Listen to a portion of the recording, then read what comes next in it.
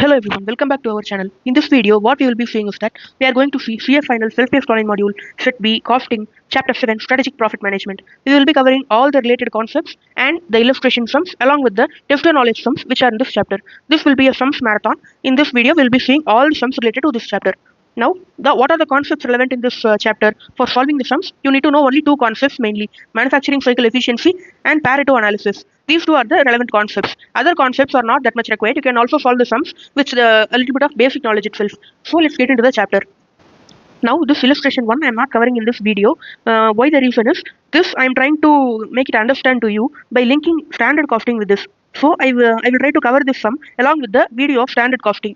If we consider this in this video, I should be able to explain all the variance related concepts also. So it won't be necessary. I will cover this sum along with standard costing chapter. So I'm trying to do this by calculating the price recovery component, productivity component. I'm trying to compare it with standard costing, and then I'm going to explain it to you. So we can cover this illustration number 1 in the standard costing video. So I'm skipping this for now. You can refer to the standard costing video, which I will be uploading in a few days for referring this illustration number 1. Now we can see the next illustration. Now we can read the illustration number 2. Now in this we have a company. The company is running retail stores. In that retail stores, they are selling mainly 3 products: butter jelly, fruits and nuts, and icy cool. These 3 are the major products that are sold. The company maintains stock for all the 3 products in a centralized warehouse. The warehouse they have in a central place. From there, for all the retail stores, the goods will be transported. Now, goods are released from the warehouse to the retail stores as per requisition raised by the stores. As and when the goods are required, it will be transported. Goods are transported through 2 types of vans: normal vans and refrigerated vans. These vans are to be hired by the company. The company does not have any own vans. They have to hire it for rent. Cost per month they have given: warehouse related cost, head office cost, and then retail stores cost. They have given it in category wise. Now, another thing is, the transportation is through vans. They have a normal van and refrigerated van. The rent is 3,200 and then 4,900. This is the transportation cost per trip. For one trip, for one van, this is the cost. Now, the chief financial manager asked his finance manager to calculate the profitability based on 3 products sold through the retail stores rather than using the traditional method of calculating profitability. The manager, he is saying to calculate the profit per product. He needs the profit separately for butter jelly, separately for fruits and nuts, and then separate profit for icy cool. So for that, they have to calculate the sales revenue for all the 3 products and then reduce the purchase price. Since they are running retail store, they have to purchase it. The purchase price they have to reduce, and then out of that, they should again reduce the other cost. What are the other costs? Like transportation cost, warehouse cost, material handling cost, retail store cost. These are all the other costs. This and all they have to allocate between the product. For that only they have given the allocation basis here. Time in the warehouse is one basis, time in retail stores is one basis. We will be allocating the warehouse cost on the basis of time in the warehouse, and then we will be allocating the retail store cost based on time in retail store. Selling price and purchase price they have given here, and then these first 2 things are number of carton per cubic meter, number of item per carton. They are telling that the total volume of all goods sold is 40,000 meter cube. They are calculating the goods in volume. The volume unit they are using is meter cube.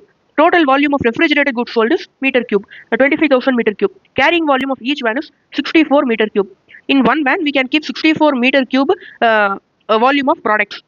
Now, before seeing the solution of this question, we have to see what is the requirement. We have to calculate the profit per unit using the direct product profitability method. We have to calculate the profit per unit for all the 3 products separately. In this question, they have followed an approach for solving this question. What is the approach? Is that they have given the cost category wise: warehouse, retail store, and then head office. For warehouse cost, if we take it first, now what they will do is that they will separate the cost into 2. For general all the products, what are the cost involved, and then for refrigerated products, what are all the cost involved. They are separating it, and then they are allocating it to the product. The general cost they will allocate to all the 3 products. Refrigerator cost they will allocate only to 2 products because only 2 products require refrigeration. Here we can see that butter jelly and icy cool, these 2 products are required to be kept under refrigerated conditions. The general cost they will allocate to all the 3 products, but the refrigerator cost that they will allocate only to these 2 products. Okay, this is the approach we have to follow. Now we can see what they have done in the solution. As we already saw, selling price less purchase price, we are getting the gross profit, and then they are reducing the product cost, warehouse cost, retail store cost, transportation cost, and then after that we need to see how the particular costs were calculated, how we got the warehouse cost, how we got the retail store cost, how this amount we got, that we have to find out. First, warehouse related cost, they are creating it into 2 categories: general cost and refrigerated goods cost. Labor and staff cost are general, it will be for all the 3 products, so it is coming under general cost. Refrigerated cost, it is only for those 2 products, so we are keeping it under separate category for refrigerated goods cost. Material handling also, it will be done for all the 3 products, so it is a general cost. So total general cost, total refrigerated goods cost. Now this general cost they have to allocate between all the 3 products. All the three products means butter jelly, fruit fun nuts, and icy cool. The total volume of all the three products sold is 40,000 meter cube. We have to allocate it per meter cube because the volume unit which is used here to measure the goods is meter cube. So we are dividing the general cost by 40,000 meter cube because once again I am telling 40,000 meter cube is the total volume of products sold. Refrigerated goods also 25,000 meter cube. Here they have given the total volume of refrigerated goods sold, that is 25,000 meter cube. So we are dividing it by 25,000 meter cube. Now what are these costs? This 25,000, 27,000, it is being incurred for what period? It is being incurred for 1 month. And then by dividing it by meter cube, you are getting the cost per meter cube. So for 1 meter cube for 1 month, what is the cost? That is what we are finding out. By doing this, we got the cost per meter cube per month, 1.38 and 6.08. Now this is where we are going to use the time in warehouse. The butter jelly product for 1 meter cube 1 month, what is the cost? We have to take the general cost also and refrigerated goods cost also, because butter jelly is required to be kept under refrigerator. So general cost and refrigerated goods cost both will be taken. Total is coming to 7.46. And then this is for per meter cube per month. The butter jelly is in the warehouse for only 1 month. So 7.46 multiplied by 1. You are getting 7.46. For fruits and nuts, it is not required to be kept under refrigerator. So we are taking only general cost 1.38. 1.38. This is for 1.38 is for 1 month. We want for 1.5 months because the product is in warehouse for 1.5 months. This month's detail is given in the question. By multiplying, you get that 2.07. 1.38 multiplied by 1.5. And then icy cool is another product which is to be kept under refrigerator. So you are taking both the cost and then multiplying it by number of months. You are getting 3.73. The same approach you are following in retail stores cost also. Labor is a general cost, refrigeration is a separate cost, other costs are general cost. You are taking total of general cost and refrigerator cost. Now you are dividing it by volume of goods sold. Now you are getting cost per meter cube per month. And then here cost per meter cube per month. For butter jelly, you are taking both the general cost and refrigerated goods cost. Fruits and nuts, only general cost. Icy cool, both refrigerated goods cost and general cost. You are multiplying by number of months. Now you are getting butter jelly, fruits nuts, icy cool, total cost for the number of months they are in the retail stores. Same like this we got for two things also. Now we have to calculate the transportation cost. Cost per trip. For one trip, normal van 3,200, refrigerated van 4,900. In one trip, how much goods they are carrying? What is the volume of the van? In one van, one trip, you can keep 64 meter cube volume goods. In refrigerated van also same thing. So for 1 meter cube carrying for one trip, what is the cost? You have to divide these two. By dividing these two, you can get this 50 and 76.56 amount. We are calculating per meter cube what is the cost that is being incurred. Warehouse cost also, that is what we found out. Retail stores also, that is what we found out. Transportation also, we are finding out the cost per meter cube.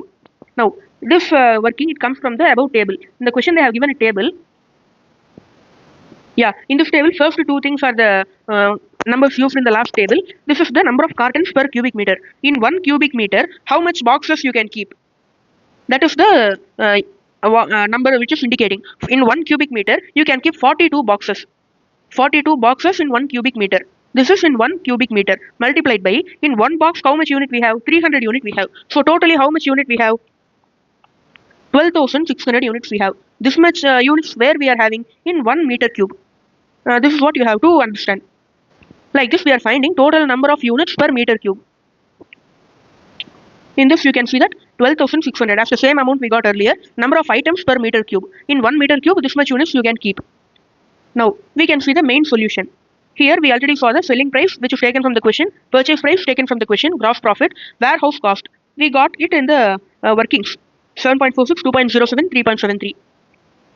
Same 7.46, 2.07, 3.73. Same like that retail stores cost also we took out. And then the transportation cost also we took out per meter cube per trip they have given 76.56, 50. Now you have to calculate and add these three. So these are all the cost, warehouse cost, retail stores and transportation cost. All the three are per meter cube. So you can calculate the total cost per meter cube. If you calculate, you will get this total. And then items per meter cube. In 1 meter cube, how much item we are keeping?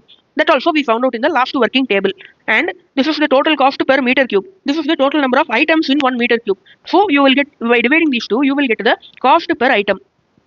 I think you can understand this. This is the total cost divided by total items.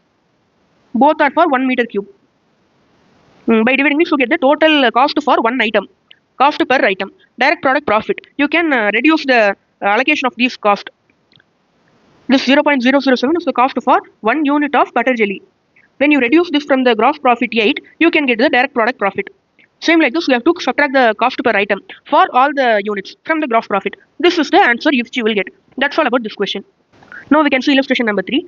Illustration number 3 is based on an electronics shop where there are two customers, A and B. They are purchasing audio players from the shop. The selling price per unit is 5,400. The cost of production is 4,420. Extra cost what all they are incurring? Order processing cost 2,000 per order. Delivery cost 3,500 per delivery. Customer A and customer B, they have purchased 3,350, only 350 and 500 units they have purchased. Number of orders. Customer A made 5 orders for 70 units each. Customer B made 10 orders for 50 units each. Number of deliveries 5. Customer B has 0 deliveries. How he purchased? Customer B purchased 500 units, but he has 0 delivery. Why? Here we can see the reason. Company's policy is to give a discount of 5% on the selling price on orders for 50 units or more. If you purchase 50 units or more, you will get a discount of 5%. So he also purchased 70 units, he also purchased 50 units. So both of them will get a 5% discount on selling price. And to further give an 8% discount on the undiscounted selling price if a customer uses his own transport to collect the order. Assume that production levels are not altered by these orders. Here what they are saying is that 5% discount is for volume purchase. If you purchase 50 units or more, 5% discount will be given. If you take the delivery by yourself, you will self come in the vehicle and you will take the delivery, you will get an extra discount of 8%. This both 5% and 8% will be calculated on the gross selling price. The selling price is 5,400. 5,400 into 5% will be the discount for purchasing in a volume. 5,400 into 8% will be the discount for delivery. That is the system here. So we have to calculate the profit per customer. Selling price per unit we have taken from the question. Discount for customer A we have to take only 5% discount because we made the delivery for him. He made 5 orders, 5 also we only delivered. And customer B we are going to give extra 8% discount. Why? Because he ordered 10 times, but in all the instances he only took the delivery. So we are giving extra 8% discount on the 5,400 itself. Now selling price net of discount we are getting. Variable cost 4,420. And contribution we are getting. Total contribution, this is for 1 unit multiplied by total number of units purchased. Now additional overheads is the delivery cost and order processing cost. Order processing cost is 5 orders multiplied by 2,000. 5 orders multiplied by order processing cost 5 orders multiplied by 2,000. Same like that for next customer also. For delivery also, only customer A will pay because he did not take any delivery, customer B. So these are the additional overheads, and then you can calculate the profit per customer, and then when you divide it by the number of units they purchased, you can calculate the profit per customer per unit. That's all about this question. And then the second subdivision in this question, they are asking the discount policy on delivery, whether it is proper or not. That is what they are asking. You can read the portion by yourself because it is given in a paragraph format, theory format. In the second subdivision, they are asking us to comment on the discount policy or on the delivery. This is a theory portion, you can read by yourself. Now we can read the next question. Now we are going to see illustration number 4. This is based on the concept of manufacturing cycle efficiency. First we can see the concept and then we can come to the illustration. Now this is the concept of manufacturing cycle efficiency. In this is the main diagram which you have to understand. This is the normal thing which is happening when you make an order in any place, in any product. When you make an order, this is the thing that is happening. The customer will place the order for the product. You are making a phone call or doing a WhatsApp message or making an order by any other means. You are communicating your order. It will not directly go to the production department. It will first reach the company or the organization, and then from there they will forward it to the production department. From the time when you order till the time the order is received by the production department, that is the time for order receipt. That is called as order receipt time, or normally it is called as receipt time. From customer to production department, the order should be communicated. And then after the order gets communicated to the manufacturing department, they will start the machine. And then they will not immediately start the machine. They will also have other pending orders which they have to complete before they will process our order. So that is the waiting time. All the other orders will be completed. After that only our order will get processed. So that is the waiting time. After the machine starts to process our order, it will manufacture it for a number of hours. It will take a number of hours to complete the manufacturing of our product. That is the manufacturing time. And the order gets manufactured. The product becomes finished goods. Now, the time which we saw order received by the manufacturing, and then waiting time, and then machine starts the order manufacturing, and then order gets manufactured completely. This entire time, it is called as a manufacturing cycle time. The cycle which is being done by the manufacturing department. All the time which is spent by the manufacturing department, it is called as the manufacturing cycle time. After the manufacturing gets completed, it will take time to deliver the order to the customer. They will send it to the warehouse. From that warehouse, they will do the inspection, grading and all. After that, they will send it to the customer. This is the time taken for delivery time. After the order got manufactured, till the delivery to the customer, it is the time for delivery. Now, when you look at all of this in an overall manner, when the customer called, you started all the manufacturing and completed and delivered it to the customer. The total time spent between this is the customer response time. The customer gave you an order, you are doing all the processing, manufacturing, completion, everything you are doing, and then you are delivering to the customer. This is the customer response time. You are responding to the customer by delivering the order. That is the customer response time. In this, what is manufacturing cycle efficiency? In this, you can see they have two types of activities. One is the value-added activities. What are value-added activities? You have, if there is an activity, you have to ask three questions to it: whether the activity is necessary, whether it is important for production or manufacturing, and then if the activity efficiently performed, whether they are doing it properly. What is the meaning of properly? They are doing it quickly. They are doing it in a low cost. That is the meaning of efficiency. Whether they are doing it efficiently or not, that you have to check. And then they have another criteria also. Some activity can be value added sometimes, but at other times it will not be value added. What is the example? For example, needless movement of raw material is non-value added activity. However, sometimes it may be needed to transfer work in progress units between the operations. It is value added. For example, we have 3 shelves. In 3 shelves, we have 3 employees. One employee is keeping the product in one shelf. The other employee is taking the product and transferring it to the next shelf. Another employee, he is transferring it to the third shelf. And then again the first employee comes and keeps it in the first shelf. This is a needless activity. This is not even required. It is a waste of time and cost. Now it is a non-value added activity. But when we have 2 machinery and then the output from one machinery, WIP, it should be put into another machinery for processing. This transportation is very, very important. So it is a value added activity. It is based on the necessity. Now, if all these 3 conditions are satisfied, it is a value-added activity.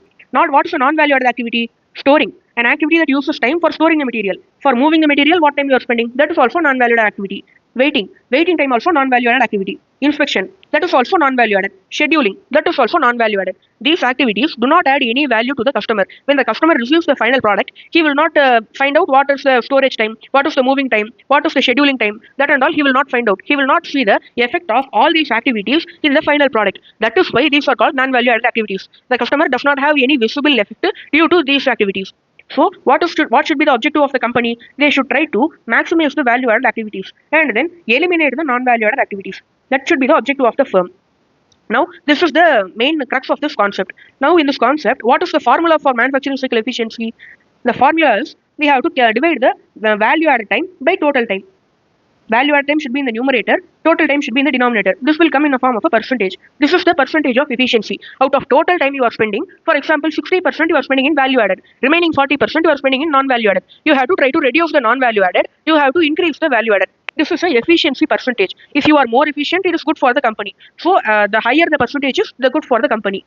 Now, in this question, what they are saying is that we have different kinds of time given here. For one, during April month, the company is doing operations. They are doing the normal things which they are doing, production, manufacturing, delivery, and all they are doing. The total time taken is given here, average time per batch. For one batch, this is the average time they are taking. We have to calculate the manufacturing cycle efficiency. And out of these time, inspection is non-value added. Waiting time non-value added, move time non-value added. Processing time is very, very important because this is the time which converts the raw material into finished goods. This will be directly visible to the customer. If this processing time is not incurred, the customer will get only raw material. He will not get finished goods. For converting the raw material into finished goods only, we are incurring this processing time. So this is very important and it should be considered as a value added time.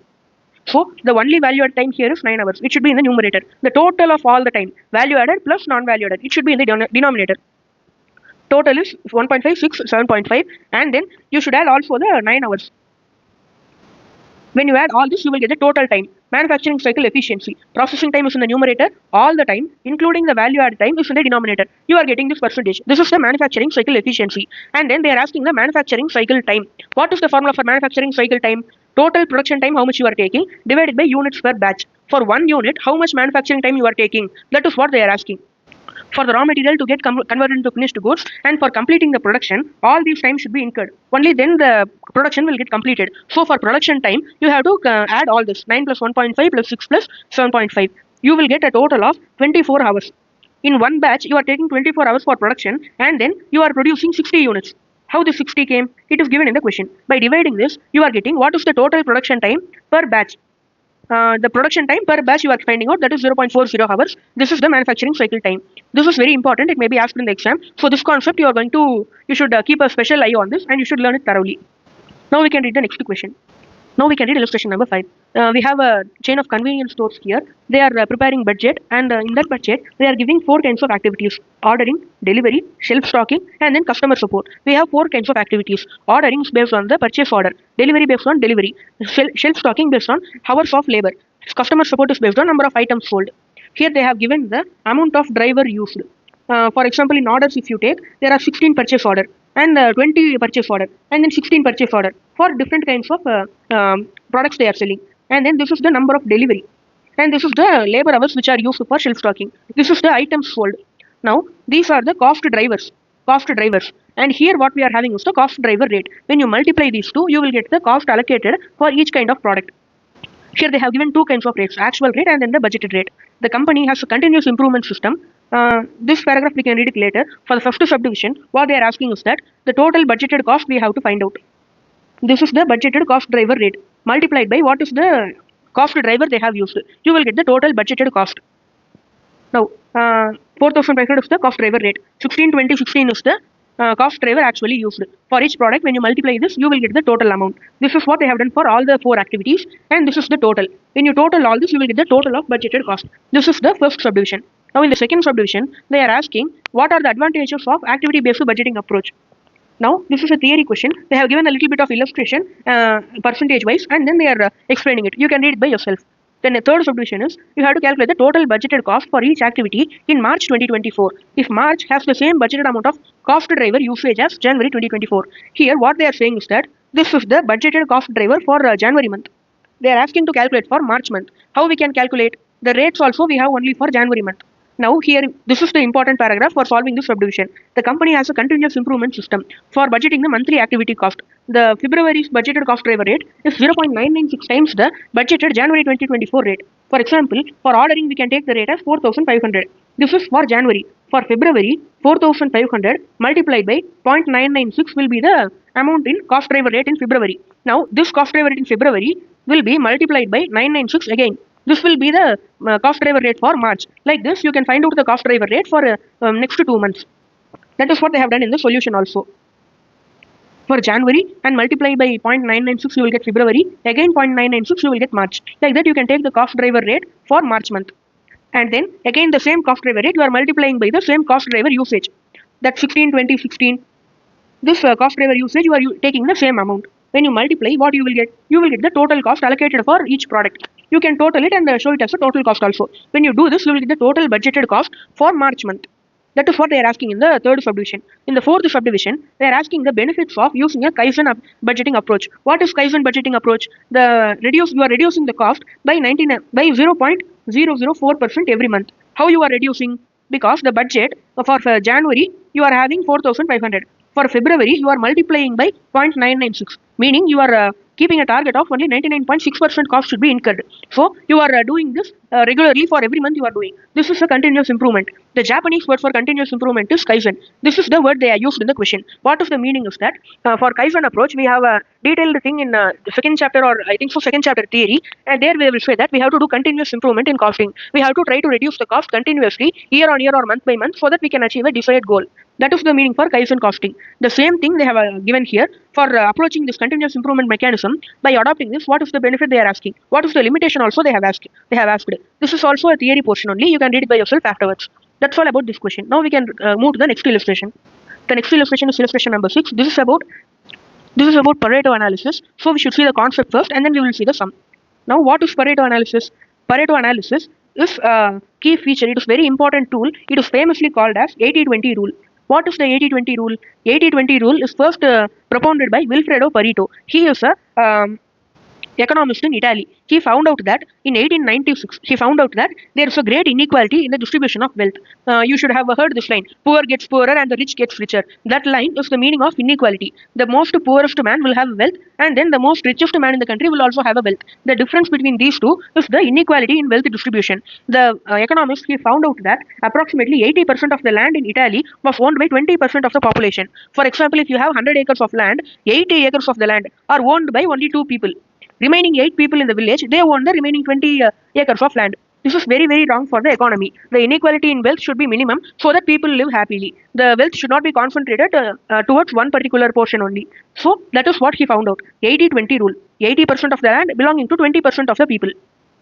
So we can also say that bulk of the quality problems are solved by this. Another economist used this in management process control, and then he found a mechanism. What is the mechanism is that in the context of quality control and improvement, in every company or everything, we will have a system called quality control. It will try to inspect the quality of the products which is manufactured and then suggest improvements and then reduce the activities which are reducing the quality of the product. That is called quality control and improvement. For that, they will get a lot of problem in quality, like customer complaint regarding the product. that customer complaint, 80% of the customer complaint are coming only for 20% of the problem. So if you solve the 20% of the problem, 80% of the complaint will get resolved and then the customer will be happy. This will cause an increase in the customer satisfaction. So this is what found out. This they are doing using the Pareto chart. This is the graphical representation. This is the pie chart representation. Now here you can see the one line which is given, 20% of the forces cause 80% of the problems. This is the main thing which you have to understand here. Now what we have to do by understanding this? We have to use the resources to solve the most important problems. The most important problems are the ones that cause the 80% of the damage. So if you solve the small problems, most important problems, you will get the large, you can reduce a large amount of failures or complaints. This is the main crux of the Pareto analysis. Now we can see the solution. Now, they have given the types of defects during a production period and the frequency of occurrence. We are manufacturing a product, in that we have different type of defect. What are the type of defect and how much frequency it is incurring? That is what they are telling. End frame not equidistant from the center. 10 times this defect is happening. Power mismatch. 20 times it is incurring. Like that, we have different types of defect and how many times it is occurring. That data also we have. Now we have to find out what are the most important problems which cause 80% of the which consists of 80% of the total population. That is what we have to find out. For that, we can divide into 3 steps. First step is you have to arrange the data in descending order. High to low order, you have to arrange it. And then calculate the percentage of total for each individual defect. And then calculate cumulative percentage for each of the product. We can see the solution. Now, this defect we have arranged in descending order. 110, 70, 60, 25, 20, 10 and 5. We found out the total. We have to find out the percentage individually. For this first thing, the percentage is 110 divided by 300. Same like that for the second thing, the percentage is 70 divided by 300. Like that, you have to calculate the percentage separately of total defect. And then cumulative defect means first you have to calculate the total of first one. If you are going to second one, you have to calculate the total of all the 2 things. When going for third one, you have to calculate the total of all the 3 things. When going for fourth one, calculate the total of all the 4 things. Like that, you have to calculate the cumulative total of the percentage. When you see this, you can see that when coming to the third defect itself, the percentage reaches 80. What is the meaning? 80% of the defects are caused by these 3 activities. Well, that is the analysis or interpretation you can take from this tabular column. When you solve these 3 activities itself, 80% of the defects will be controlled. You can also see this in a graphical format. These are the most important problems which cause 80% of the defects. If you correct these 3 problems, you can prevent 80% of the defects. Now, this is the interpretation you are taking. And then we can go to the next question. That's all about this question. Now we can see question number 1. This is also a question of manufacturing cycle efficiency. We can directly see the main details itself. Inspection time, process time, wait time, queue time, move time. In this, as we can already see, only process time is the value added time. So it should be kept in the numerator, or total time, total of all this should be kept in the denominator. This will give us the manufacturing cycle efficiency percentage. Now we can see the solution. Now, as I already said, processing time in the numerator, total time in the denominator. You get the manufacturing cycle efficiency. And then percentage of time spent on non-valued activities. They are asking how much percentage of time you are spending on non-value added activities. Total, we have 100% of the time. Out of that, we are spending 11.67% in a efficient work. We are calculating, you are using that percentage of time in the value added activities. So remaining percentage will be for non-value added activities. Otherwise, you can find out this percentage also by taking the total of non-value added activities in the numerator and then taking the total time in the denominator. That also you can use. Delivery cycle time. For delivery cycle time, you have to take out the total of all the activities which you are doing. Now in this question, in the denominator, when you see, this is the total time which is being taken for processing the customer and delivering it to the customer. So this is the total time which you are taking for doing the delivery. That is the delivery cycle time. When you add it up, you will get 24 days. And then in the fourth subdivision, what they are asking is that calculate the new manufacturing cycle efficiency percentage by using lean production if all queue time can be eliminated. Now, when you do a modification and you eliminate the queue time completely, what will be the manufacturing cycle efficiency? That is what they are asking. In this new manufacturing cycle efficiency, what will be there is that 2.8 days processing will be in the numerator, and then you will have all the total time in the denominator, but the queue time will be eliminated. In the above subdivision, you used the queue time to be 4 days, but you eliminated that entirely. Now we are getting the percentage to be 14%. Because you eliminated some non-value added activities, you are getting the percentage higher. Now we have an alternative solution also for this. In this alternative solution, they have assumed that the wait time is the wait time between order receipt and then the start of production. So this does not come under the manufacturing cycle itself. Only this comes under the manufacturing cycle because that is the actual production time.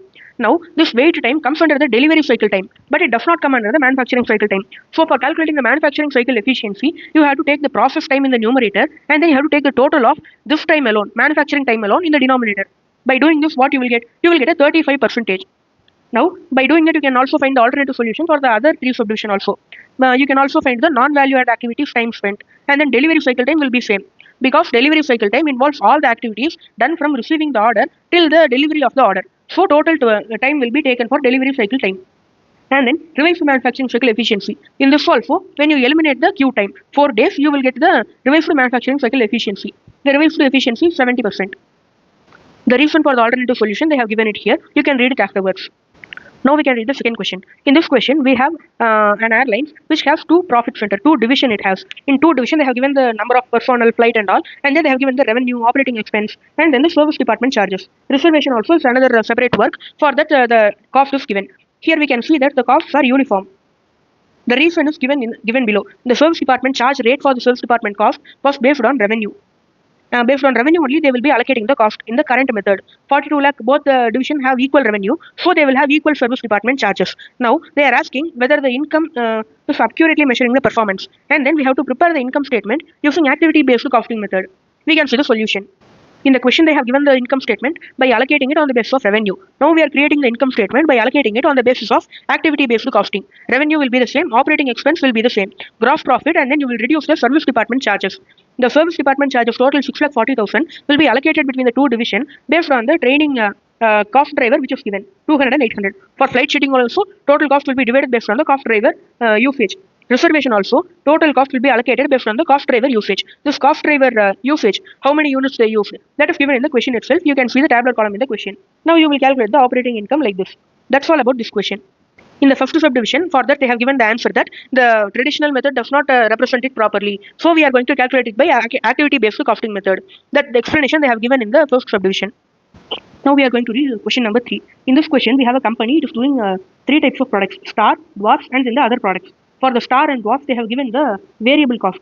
For the star, the variable cost is 622.5. For dwarfs, the variable cost is 103.75. And then he also given the following details: product data, sales number of units they have given, and then total direct material cost. For this product, this much direct material cost incurred, and this much direct labor cost incurred. That details they have given in the category wise. In the product list, they have given it. And then we have total variable overheads of 1 crore 20 lakh, out of which 30% belongs to the procurement. For purchasing the material, warehousing, and then use of direct materials, we incur 30% of the variable overheads. Remaining 70% of the variable overheads are related to direct labor. Currently, the company allocates the variable overheads into the products based on percentage of total direct material cost and total direct labor cost. We are allocating it on the basis of material cost how much and labor cost how much. Now, this is not a proper allocation method. As per activity-based costing, we have to find the cost driver rate and the cost driver usage. Based on that, we have to allocate it. The company is another company. We have a customer. The customer is willing to purchase the star at 740 rupees per unit and dwarf at 151 per unit. This is the maximum price which is offered by the customer. The company will not accept any work yielding an estimated contribution to sales ratio less than 28. If an order is giving the PV ratio less than 28%, the company will not accept that order. That is what they are telling. For getting contribution, what you have to do? You have to reduce the variable cost from selling price. Here we have 2 types of variable cost. Direct material and direct labor is one cost. Variable overhead is another type of cost. Now we have to make an analysis and tell that whether they can accept that order or not. Now we have to calculate the activity-based costing, and then we have to prepare the income statement.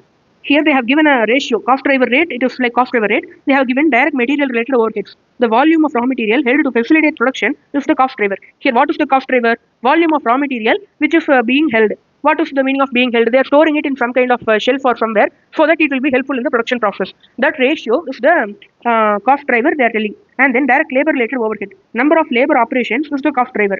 The number of labor operations they have given here. And then the material, volume of raw material held, that is given here, material ratio.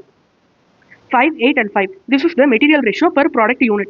Now, this is the labor operation per product unit. We cannot use this directly. We have a different number of units. If we see in the question, we are selling 10,000 star, 20,000 dwarf, and then 80,000 other product. This ratio is 5 is to 8 is to 5. We are selling it in 10 is to 20 is to 80. We cannot use this. It will be in an unjustified manner. So we have to combine these two and use a ratio. So we have to use 5 into 10 is to 8 into 20 is to 5 into 80. This is the ratio which we have to use. We can see the detailed workings in the solution. In the solution, we can see the direct material cost and direct labor cost. They are dividing the total cost by the number of production units. They are getting the cost per unit. Same thing is done for direct labor cost also. In this, we don't have any much complication. Total amount which is given in the table in the question. They are dividing it by the number of units. That is what they are doing in the first 2 tabular columns. And then for variable overheads, they are calculating the ratio as I already said. 5 into 10 8 into 20 and 5 into 80. Like that they are calculating the ratio. Now this ratio is the volume factor they are taking. The total of 36 lakh overhead cost. 30% which is related to material. Out of 1 crore 20 lakh, 36 is for material related overhead cost. The 36 lakh they are allocating between the three products based on this ratio. 50,000 is to 1,60,000 is to 4 lakh. This is the ratio which they are using. By allocating this, you are getting the overhead per unit of volume. When you're 36 lakh, you're total dividing it by the total volume factor, 6 lakh 10,000. You are getting 5.90. Now overhead cost per product unit. Now this 5.9 is the overhead cost per unit of volume. When you multiply it by 5 and 8, you will get the overhead cost for star and watt. Per product unit you will be getting. The material ratio they gave, right, 5 is to 8 is to 5. This they have given that it is for per product unit.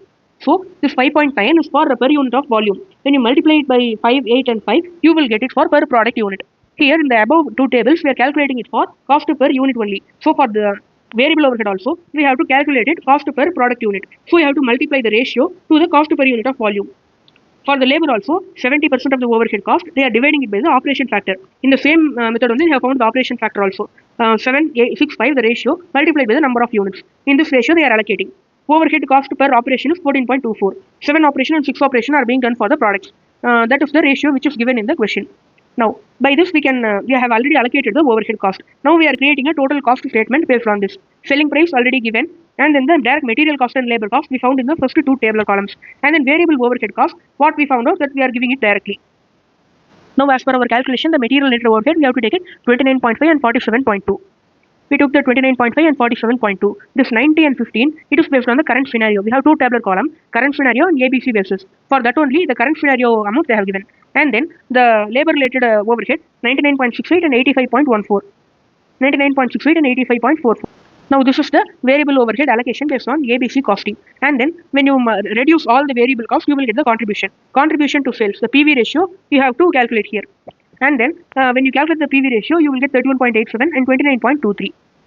Here only in the question only one place they have given the selling price. The selling price which is being offered by the customer. That is the selling price they have taken here. 740 and 151. By using this selling price, how much contribution we are getting? That is what we are calculating. By using the selling price in ABC costing, we are getting 31.87% contribution PV ratio and then negative 29% in a second product for the ABC basis. Now, the company will not accept any project which gives less than 28% of PV ratio. That is also we have to consider here. And then this 90, 157.5, 15 and 26.5, the calculation for that amount is given in this table. You can read it later. Now we can move to the next question. Now we can read the fourth question. In this question, we have a stationary product store where we have the number of units sold, margin per unit, purchase orders, deliveries and kilometer per delivery. These are the data they have given for 5 major customers. For the 5 major customers, we have to calculate the profit per customer. Now, the units sold and margin per unit are normal things. We already know. Number of purchase order they have given. And then cost of processing the order is 2,000 per order. This is the cost driver usage. This is the cost driver rate. You have to multiply and then find out the purchase order cost for all the 5 customers. Number of deliveries. Normal delivery. What is the normal delivery? Normal delivery means normal delivery means the delivery which takes a normal amount of time. We have another type of delivery, rush delivery. 3 rush delivery have been made for customer B. Cost for rush delivery is 800 rupees per delivery. For normal delivery, we have the price per kilometer. For 1 kilometer, 3 rupees is the price for normal delivery transport. For rush delivery, for 1 delivery, 800 is the cost. We have to find out the cost by multiplying and allocating the cost. Now, kilometer per delivery is also given. Now, when we multiply the number of delivery by kilometer per delivery, we will get the total number of kilometer. For this kilometer only, we have to use the 3 rupees rate which is given for normal delivery. Now, we can see the solution. Now here we can see that the margin is given, number of units sold per customer it was given, multiplied by margin per unit. You will get this amount. And then customer attributable cost, cost of processing of purchase order, number of purchase order into cost of processing the order. Same like we saw above. And then product handling cost, number of units sold into cost of handling per item. That was also given in the question. We can multiply it and get this amount. Delivery cost, number of delivery into kilometer per delivery. You will get the total kilometer traveled multiplied by cost per kilometer. You will get the total delivery cost. And then number of cost of rush delivery. Only 3 rush delivery they made. That too for customer B. The cost of rush delivery is 800 per delivery. So you are getting 2,400. You can match the amount 2,400. You can total it and you have to reduce the total cost from the margin. This is the gross margin. You can take it as gross profit. You have to total all this cost per customer and then reduce it from the margin. You will get the profit or loss. Here we can see the profit by net revenue in percentage. This percentage also they have calculated. And then they have given analysis and all. This you can read it by yourself. Now we can move to the next question. Now we can read question number 5. In this question, we have 4 retail customers for a shop. We have to calculate the profitability per customer. The company is purchasing a product for 218 per case. Case is the unit they are using here. And then they are selling it to the customer at a list price less discount. The 4 customers data relating to are given here. And then here they have given the number of cases sold, number of units sold. List selling price is 250, which is same for all the 4 customers. Actual selling price is the selling price which we arrived after deducting the discount amount. 245 is reduced by from the selling price by an amount of 5. This is the discount here. And then number of sale visits also is given per customer. And then purchase order. For A customer, total 12 purchase order have been happened. Like that they have given. The number of delivery kilometer also they have given. Now the 4 activity and cost driver. For sale visit, cost driver rate is 750. Order taking, purchase order for 800 is the cost per purchase order. For delivery, 10.5 is the per delivery kilometer traveled. Product handling cost is 2.5 rupees per case sold. Now we have to find out the operating income statement in the same manner in which we found out for earlier sums. We have to multiply the cost driver rate to the cost driver usage and then find out the cost. And then we have to reduce it from the selling price to arrive at the profit. Here we can see that we have the list price less discount, actual selling price we have, and variable cost per unit 218 is the purchase price which we saw in the question. And then when you reduce it, you will get the contribution per unit. Multiply by the number of units, you will get the total contribution. And then additional overheads also you are going to allocate. This is the cost driver usage multiplied by the cost driver rate 750. Same like that, you have to multiply the cost driver usage by the cost driver rate for each of the activity. And then when you reduce the additional cost from the total contribution, you will get the profit or loss per customer. And then profit per customer you found out. You also found out the percentage out of total profit. And then profit per customer per case. This is the total profit divided by the number of units sold. When you do this, you will get the profit per customer per case. Now they have given analysis and other answers and all. You can read this by yourself. Now we can move to the next question. Now we can read the sixth question. Bookmark LLP is a publishing firm that has started operations recently. The firm has published Advanced Learner's Dictionary in the first year that have been sold to 3 distributors, PER, MGH and WLY. The firm's financials reflect the profits in the first year of operations. The management is pleased with the result. However, they are interested in finding out how profitable each customer is. Here also we have to find out the customer-wise profitability. Each customer, how much units they purchased, what is the sales price total, gross selling price they have given, and then payment terms, sales returns, and then the delivery terms. These and all data they have given. In order to get market share, PER and then the WLY have been extended credit terms to avail discount if payment is made within 10 days. Customer MGH does not have bargaining power and allowed only 30 days credit period without any discount. Both PER and WLY made payments within 10 days to avail the discount extended. Here what they have given is 3/10 net 30. I think you all know the meaning of this. You might have studied this in CA Inter Financial Management, Working Capital Management chapter. What of the meaning is 3/10 net 30. This is the first amount. 3 is the percentage of discount which is being given. 3 is the percentage of discount. So you will get 3% discount. When you will get 3% discount? If you pay within 10 days. 3% discount if you pay within 10 days. If you do not pay within 10 days, you will not any discount. You will not get any discount. But actually, you have to complete the transaction by making the full payment within 30 days. 30 days is the total credit period which you are being given. Out of that, in the first 10 days, if you make the payment, you will get a 3% discount. Now in this, 2 customers have been given discount and then they availed it also. Now other information is that on the cost front, variable cost of goods sold it is given per customer. And then key metrics of customer other distribution costs are given below. These are the other activities for which we are incurring cost. These are the cost driver usage. How much cost driver have been used. This is the cost driver rate. You have to multiply this and get the total service department charges and all. Now we also have a fixed cost which we cannot assign to any customer, that is 1 lakh per annum. We have to find out the cost statement for this customers. We can see the solution. Here we can see the sales variable cost, and then we have reduced the other service department charges, and we have also reduced the non-assignable fixed cost. Now we got the total cost, and then by reducing it you got the total profit, and then profit as a percentage of sales. This is very easy. We have already saw it in a number of questions. Now sales is that we have got the sales units and gross selling price. By multiplying it, we got the gross sales, and then you are reducing the sales return. Percentage of sales return is given in the question. This is the net sales, and then you are reducing the cash discount, 3% for both PER and WLY.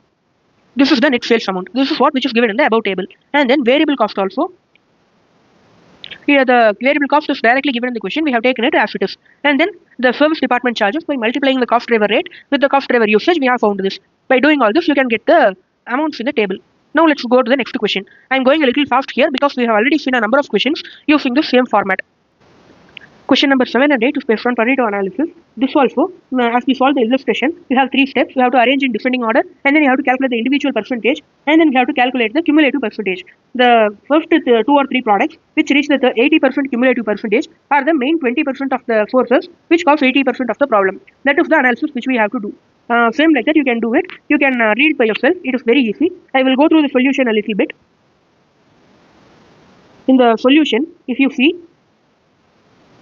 they are being arranged in descending order, 5,100, 3,000 like that, and then you are calculating individual percentage and cumulative percentage. This is being done for every model. This is a company which is producing mobile devices. They are doing it in 2 different angles. They are doing it in sales angle and also contribution angle. They are doing it at 2 times. And that is the answer for the question number 7. They have given analysis and all, which you can read by yourself. Then 8th question. It is also a question related to the defect of different parts which is in a product. Motor, trimmer, track, door, T-lock. I think it is the product is car. The different defects which they are getting is this. And then we are arranging it in descending order and then finding percentage and cumulative percentage. Now if we see, first 3 units are first 3 problems are cumulatively occupying 80% of the total number of defects. So these are the most important problem which need to be fixed. If you fix this itself, 80% of the defect will be properly corrected. That's all about this question. We have solved all the questions in this chapter in detail. Now, that's all about this chapter. Please subscribe to this channel if you find this video useful, and then do share this to your friends who are also preparing for Set B costing. This will be useful for them. Also, like, share and subscribe this channel. It will be helpful for me and the motivation factor for me to upload future videos. Thank you.